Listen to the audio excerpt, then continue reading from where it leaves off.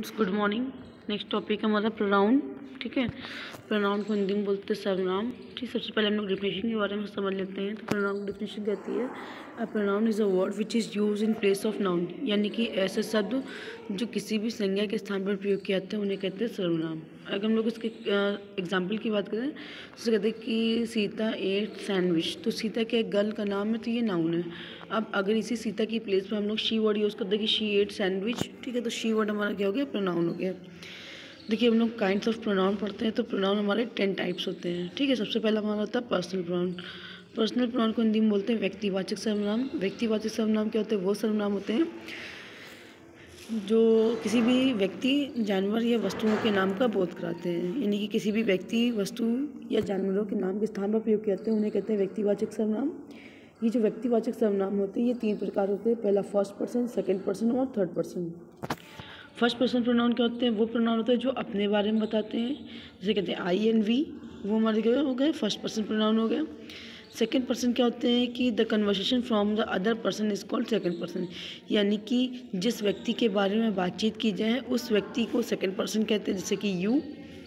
Third person आते हैं कि when two people conversate about other person then other person is called third person, यानी कि जब कभी क्या होता है कि दो लोग किसी तीसरे पर्सन के बारे में बात करते हैं तो जो तीसरा पर्सन होता है वो हमारा क्या कहलाता है, थर्ड पर्सन कहलाता है। जैसे ही, शी, इट, दे, ये सब हमारे क्या होते हैं, थर्ड पर्सन होते हैं।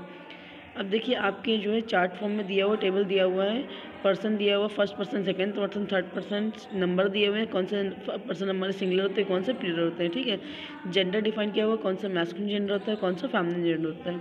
उसके बाद जो भी हमारा थर्ड पर्सन यानी कि तीनों ही पर्सन के प्रोनाउन है वो हमारे सब्जेक्टिव, ऑब्जेक्टिव और पॉजिटिव केस में दिया हुआ है। तो ये था हमारा पर्सनल प्रोनाउन। सेकेंड आता है हमारा रिफ्लेक्सिव प्रोनाउन, हिंदी में बोलते हैं निजवाचक सर्वनाम। वो प्रोनाउन जो ये प्रकट करते हैं कि वर्ब का प्रभाव क्या होता है, यानी कि वर्ब का जो इफेक्ट होता है काम करने का वो केवल सब्जेक्ट पर ही पड़ता है और किसी पर भी नहीं पड़ता, उसे बोलते हैं रिफ्लेक्सिव प्रोनाउन। ठीक है, ये जो रिफ्लेक्सिव प्रोनाउन होते हैं ये हमेशा वर्ब के बाद आते हैं और कभी कभी ये ऑब्जेक्ट का भी काम करते हैं। रिफ्लेक्सिव प्रोनाउन की हिंदी होती है अपने आप।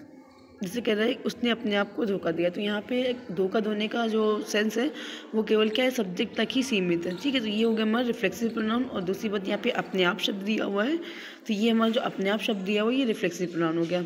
जो रिफ्लेक्सिव प्रोनाउन की हिंदी इंग्लिश होती है वो हमारे सब्जेक्ट के अकॉर्डिंग आती है, अकॉर्डिंग टू सब्जेक्ट, यानी कि अगर सब्जेक्ट ही दिया होगा तो रिफ्लेक्सिव प्रोनाउन के लिए हिमसेल्फ लिख देंगे, अगर शी दिया होगा तो हर सेल्फ लिख देंगे, यू दिया होगा तो योर सेल्फ लिख देंगे, आई दिया होगा तो माई सेल्फ लिख देंगे। नेक्स्ट आता है हमारा इम्फेटिक प्रोनाउन, हिंदी में बोलते हैं दृढ़ता सूचक सर्वनाम। वो प्रोनाउन जो क्या होते हैं कि सब्जेक्ट के साथ मिलकर के वर्ब पर बल देते हैं या उसे इम्फेटिक करते हैं। ठीक है, उसे कहते हैं इम्फेटिक प्रोनाउन। ये जो इम्फेटिक प्रोनाउन होते हैं ये हमेशा क्या होते हैं, सब्जेक्ट के बाद आते हैं। देखिए, रिफ्लेक्सिव प्रोनाउन वो क्या होते हैं, वर्ब के बाद आते हैं और सब कभी कभी सब्जेक्ट के काम करते हैं, या कहते कभी कभी सब्जेक्ट के कभी कभी ऑब्जेक्ट के काम करते हैं, और ऑब्जेक्ट के काम मतलब क्या होगा, ऑब्जेक्ट के बाद आते हैं। लेकिन जो इम्फेटिक प्रोनाउन होते हैं ये कभी भी सब्जेक्ट की प्लेस पर नहीं आते, ये हमेशा सब्जेक्ट के बाद आते हैं। ठीक है, रिफ्लेक्टिव प्रोनाउन की हिंदी क्या होती है, अपने आप, जबकि इम्फेटिक प्रोनाउन की हिंदी होती है स्वयं या खुद। जैसे कहना है मैंने अपने आप ये काम किया, तो अपने आप वर्ड आया तो वो रिफ्लेक्सिव प्रोनाउन था। लेकिन अगर यही सेंटेंस कहता मैंने स्वयं ये काम किया, तो स्वयं वर्ड हमारा क्या हो गया, इम्फेटिक प्रोनाउन हो गया। ठीक है, अब चाहे रिफ्लेक्टिव प्रोनाउन हो चाहे वो इम्फेटिक प्रोनाउन हो, दोनों की ही इंग्लिश क्या होती है कि सब्जेक्ट अकॉर्डिंग आती है। जैसे कि भी हमने पहले पढ़ा इम्फेटिक रिफ्लेक्सिव प्रोनाउन में कि आई अगर सब्जेक्ट होगा तो माई सेल्फ यूज़ कर देंगे, यू होगा तो योर सेल्फ यूज़ कर देंगे, शी होगा तो हर सेल्फ यूज़ कर देंगे। बट डिफरेंस क्या होता है कि हिंदी के बिहाफ पर तो अपने आप यानी कि मीनिंग के अकॉर्डिंग हम लोग पहचान लेते हैं कि रिफ्लेक्सिव प्रोनाउन कौन सा और इम्फेटिक प्रोनाउन कौन सा है, कि यानी कि अपने आप हिंदी निकलेगी तो वो रिफ्लेक्सिव प्रोनाउन होगा, स्वयं या खुद हिंदी निकलेगी तो वो इम्फेटिक प्रोनाउन होगा। ठीक है, लेकिन इंग्लिश के भी आप हम लोग रिफ्लेक्सिव और इम्फेटिक में डिफरेंस कैसे पहचानते हैं कि अगर वर्ब के बाद माई सेल्फ आया हो, योर सेल्फ आया हो, हिमसेल्फ आया हो या हर सेल्फ आया हो, ठीक है, वर्ब के बाद आया हो या ऑब्जेक्ट के बाद आया हो तो वो रिफ्लेक्सिव प्रोनाउन होगा, और अगर यही सब्जेक्ट के बाद आया होगा तो वो हमारा क्या होगा, इम्फेटिक प्रोनाउन होगा। नेक्स्ट आता है हमारा पॉजिटिव प्रोनाउन, अधिकारवाचक सर्वनाम जिसे कहते हैं। वो प्रोनाउन जो क्या करते हैं, किसी भी वस्तु पर अधिकार को या स्वामित्व को प्रकट करते हैं, उसे कहते हैं पॉजिटिव प्रोनाउन। जैसे कहते हैं ये पुस्तक मेरी है, ठीक है, तो वहाँ पर जो मेरा शब्द है ये हमारा क्या कहता है, पुस्तक पर अधिकार प्रकट करता है, इसलिए ये हो गया positive pronoun. For example mine, yours, his, hers, our, they, ये सब हमारे क्या पॉजिटिव प्रोनाउन है। देखिए, पॉजिटिव प्रोनाउन अभी हम लोग पढ़ रहे हैं, आगे हम लोग जब एडजेक्टिव पढ़ेंगे तो वहाँ पर पॉजिटिव एडजेक्टिव भी होते हैं। ठीक है, उसके बारे में हम लोग डीपली बाद में बात करते हैं।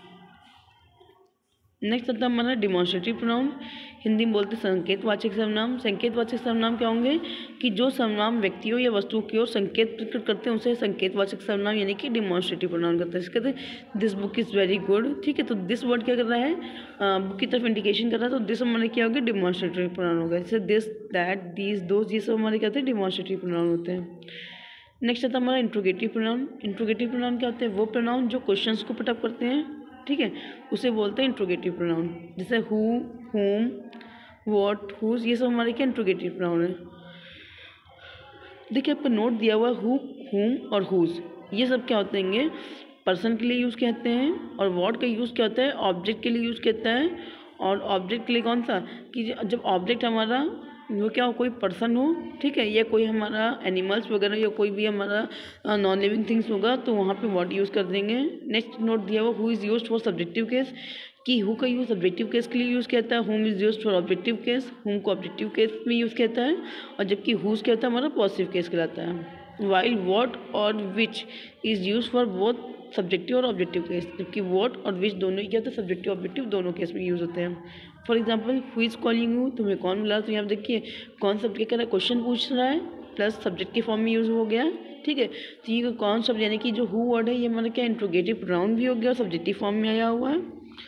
नेक्स्ट है what is this, what is it, तो ये हमारा क्या हो गया, व्हाट वर्ड हमारा क्वेश्चन पुटअप कर रहा है, इंट्रोगेटिव प्रोनाउन तो है ही, लेकिन साथ ही साथ क्या है, ये हमारा ऑब्जेक्टिव केस में आया है। नेक्स्ट आता है हमारा रिलेटिव प्रोनाउन। रिलेटिव प्रोनाउन को हिंदी में बोलते हैं संबंधवाचक सर्वनाम। संबंधवाचक सर्वनाम का मतलब क्या हो गया कि वो सर्वनाम जो क्या होते हैं, संबंध को दर्शाते हैं, ठीक है, यानी कि ऐसे शब्द जो किन्हीं दो वाक्यों को जोड़ते हैं उन्हें बोलते हैं रिलेटिव प्रोनाउन। जैसे हम लोग हु की बात करें तो देखिए अगर हु की हिंदी कौन, ये किसने निकल रही है, तो वो हमारा इंट्रोगेटिव प्रोनाउन होगा, यानी क्वेश्चन पुटअप कर रहा है तो वो इंट्रोगेटिव प्रोनाउन है। लेकिन अगर यही हमारा वर्ड क्या होगा, टू सेंटेंस को कंबाइन करेगा तो ये हमारा रिलेटिव प्रोनाउन होगा। और तब रिलेटिव प्रोनाउन जब होंगे तो इसकी हिंदी निकलेगी जो, जिसे, जिसने, जिनको, ठीक है। ये जितने भी हमारे रिलेटिव प्रोनाउन होते हैं ये हमारे सारे नाउन क्लॉज कंजक्शन का काम करते हैं। फॉर एग्जांपल दिया हुआ है, जो लड़की कक्षा में प्रथम आई थी वो मेरे मित्र की बहन, तो यहाँ पर देखिए जो शब्द क्या कर रहा है, दो सेंटेंस को कंबाइन कर रहा है, ठीक है। तो यहाँ पे जो शब्द जो हो गया ये हमारा रिलेटिव प्रोनाउन हो गया। अब कह रहेगा कि रिलेटिव प्रोनाउन जो होते हैं वो दो प्रकार के होते हैं, पहला होता है डिस्क्रिप्टिव यूज़, दूसरा होता है कॉन्टिनेटिव यूज़, ठीक है, डिस्क्रिप्टिव और कॉन्टिनेटिव यूज़। अब आता है डिफरेंस हु और हुम में। हु का यूज़ होता है कौन शब्द के लिए करते हैं, जबकि हुम का यूज़ क्या होता है, किसने शब्द के लिए किया जाता है। हु का यूज़ क्या होगा, सब्जेक्टिव केस में होगा, और हुम का यूज़ क्या होगा, ऑब्जेक्टिव केस में किया जाता है।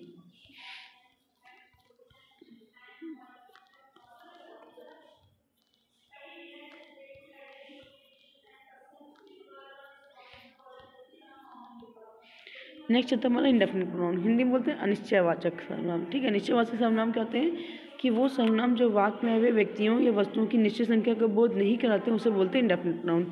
ये जो इंडेफिनिट प्रोनाउन होते हैं ये कई प्रकार होते हैं, पहला सम सीरीज होती है, दूसरा मैनी, तीसरा ऑल, ठीक है, और तीसरा चौथा होता है नन सीरीज। जो सम यूज़ होते हैं ये हमारे क्या होते हैं कि सिर्फ और सिर्फ अफर्मेटिव सेंटेंस में यूज़ होते हैं, ठीक है। जो नन सीरीज होती है ये नेगेटिव सेंटेंस में यूज़ होती है, और जो एनी होते हैं ये हमारे नेगेटिव इंट्रोगेटिव दोनों में यूज़ होती है। अब देखिए ये जो इंडेफिनिट प्रोनाउन है ये हमारे सब्जेक्ट और ऑब्जेक्ट दोनों फॉर्म में आ सकता है। अगर ये जो सीरीज़ यानी कि जो इंडेफिनिट प्रोनाउन है ये अगर ऑब्जेक्ट के फॉर्म में आएगा तो कोई स्पेशल रूल नहीं लगता है, बट अगर सम सीरीज होगी यानी कि सम वर्ड जो है अगर सब्जेक्ट के फॉर्म में आ जाएगा, तो अगर सम वर्ड सब्जेक्ट के रूप में आएगा तो जो भी हमारी हेल्पिंग वर्ब होगी वो प्लूरल आएगी, ठीक है। इसके अलावा समवन, समबडी, समथिंग अगर आ जाएगा सब्जेक्ट के फॉर्म में तो जो भी हेल्पिंग वर्ब आएगी वो सिंगुलर आएगी। देखिए आपका नोट दिया हुआ, some is use for affirmative sentence and none is use for negative sentence, while any is use for both affirmative और नेगेटिव, ठीक है। दूसरा दिया हुआ है कि plural helping verb is use for subject some, यानी कि सम वर्ड के अगर सब्जेक्ट के फॉर्म में आएगा तो प्लूरल हेल्पिंग वर्ब आएगी, बाकी सबके साथ यानी कि समवन, समबडी, समथिंग के साथ क्या होगा, सिंगुलर हेल्पिंग वर्ब आएगी। नेक्स्ट आता है कि both singular and plural helping verb is use for subject any और नन, यानी कि अगर मान लीजिए एनी और नन ये भी हमारे क्या होंगे, सब्जेक्ट के फॉर्म में भी आ सकते हैं और ऑब्जेक्ट की प्लेस पर भी आ सकते हैं। अगर एनी और नन वर्ड क्या है हमारे सब्जेक्ट के फॉर्म में आए तो हेल्पिंग वर्ब सिंगुलर और प्लूरल दोनों यूज़ हो सकती है, ठीक है। इसके अलावा any one, anybody, anything, no one, nobody, nothing, अगर ये हमारे वर्ड्स क्या होते हैं सब्जेक्ट के फॉर्म में आते हैं तो जो भी हेल्पिंग वर्ब आएगी वो हमारी सिंगुलर आएगी, प्लूरल हेल्पिंग वर्ब नहीं होगी।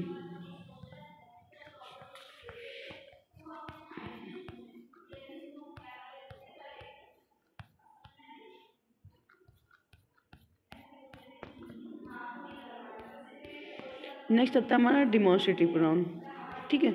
Demonstrative pronoun, sorry distributive pronoun. Distributive pronoun क्या होते हैं? विभाग सूचक सर्वनाम जिसे कहते हैं। वो सर्वनाम जो वाक्य में आए हुए व्यक्तियों या वस्तुओं में से प्रत्येक का बोध कराते हैं उसे बोलते हैं डिस्ट्रीब्यूटिव प्रोनाउन। जैसे each, every, everyone, everybody, either, neither, ठीक है, एवरीथिंग। ये सब क्या होते हैं कि दो या दो से अधिक के लिए यूज़ किए जाते हैं, ठीक है। और ये भी क्या होंगे? सब्जेक्ट और ऑब्जेक्ट दोनों की प्लेस पर आएंगे। लास्ट हमारा आता है रेसिप्रोकल प्रोनाउन, इसे हिंदी में बोलते हैं पारस्परिकता वाचक सर्वनाम। पारस्परिकता वाचक सर्वनाम क्या होते हैं कि वो प्रोनाउन जो परस्पर समान व्यवहार को प्रकट करते हैं, एक दूसरे के साथ क्या होते हैं? समान व्यवहार को प्रकट करते हैं, उसे रेसिप्रोकल प्रोनाउन कहते हैं। ये प्रोनाउन जो होते हैं ये दो कंपाउंड फॉर्म से मिलकर बने होते हैं। कहते हैं मतलब ये जो प्रोनाउन होते हैं ये कंपाउंड फॉर्म कहलाते हैं क्योंकि ये दो से अधिक या दो से अधिक नाउन से मिलकर बने होते हैं। जैसे कहते हैं ईच अदर, ठीक है, वन अनदर, ये हमारे क्या होते हैं? रेसिप्रोकल प्रोनाउन होते हैं। देखिए जो ईच अदर यूज़ होते हैंगे वो हमारे 2 पर्सन्स के लिए यूज़ होते हैं, और जो वन अनदर होते हैं ये हमारे मोर देन 2 सेंटेंस के लिए यूज़ करते हैं, और इनकी हिंदी होती है एक दूसरे की। फॉर एग्जाम्पल कहें कि राम और श्याम ने एक दूसरे की मदद की। सर यहाँ पे एग्जाम्पल आपको दे रहा है, Anil and Suresh helped each other, यानी कि अनिल और सुरेश ने एक दूसरे की मदद की, ठीक है, या अनिल और सुरेश एक दूसरे की मदद करते हैं। तो यहाँ पे अनिल और सुरेश 2 पर्सन के बारे में बात हो रहा है, तो ये क्या होगा हमारा? यहाँ पे ईच अदर का यूज़ करेंगे। अगर यही कहता है कि बच्चों ने एक दूसरे की मदद की, तो यहाँ पे बच्चे क्या हो गए? अब मोर देन 2 हो गए, और जहाँ मोर देन 2 होगा वहाँ पे एक दूसरे की शब्द के लिए यानी कि रेसिप्रोकल प्रोनाउन के लिए हम लोग वन अनदर का यूज़ करते हैं। नेक्स्ट देता है it is use in objective case, कि इट का यूज़ होता है वो हमारा ऑब्जेक्टिव प्लेस में आता है। Each other is use for 2 person, each other का यूज़ 2 पर्सन के लिए किया जाता है, और one another is use more than 2 person, कि वन अनदर का यूज़ क्या होता है? मोर देन 2 पर्सन के लिए किया जाता है। तो यहाँ पे आपका प्रोनाउन और उसके काइंड्स फिनिश हो गए। एक बार पढ़ लीजिएगा, और हर एक काइंड्स के अकॉर्डिंग टू सेंटेंस आपके बुक में दिया होगा, एक्सरसाइज को सॉल्व कर लीजिएगा। आई होप आपको प्रोनाउन समझ में आ गया होगा।